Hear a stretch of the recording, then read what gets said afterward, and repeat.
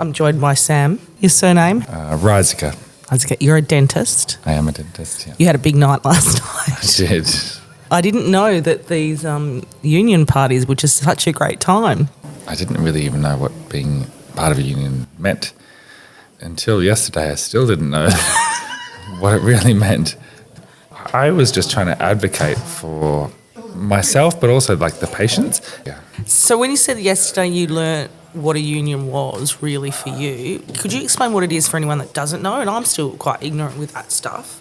Camaraderie is the word that gets thrown around a lot, but I think it's like getting people together to talk about the shit that matters. I think what I mean by I didn't really know what it was, thought that people just sort of get together and bitch and moan, which there's been lots of that, but also you've got to bitch and moan a bit to be able to then go, all right, this is the problem.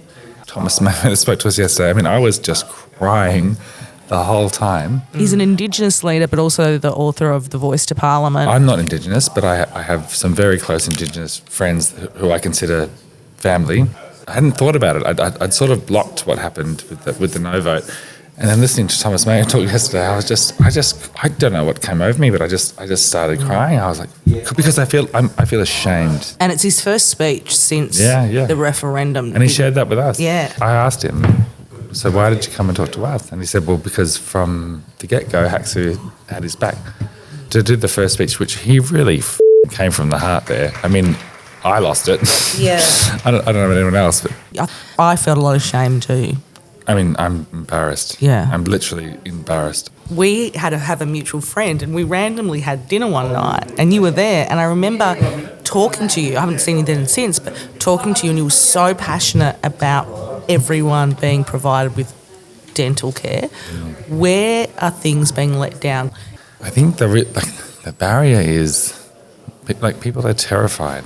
They don't trust the health system because they've been let down a lot. The people that I end up seeing are in pain. They've been in pain for ages. They haven't slept. They hate me. They hate the situation. They don't want to be there, but they have to come. So they finally come. And I have this small little window of opportunity to be a clinical dentist and do what I have been trained to do. But then I also have an opportunity to listen to the person, make them feel calm, help them to access the services. What are the things you're going to be fighting for with HACSU this year at this conference? Is passion equals power? I'm sure it does, but the real question is, how do you get people passionate?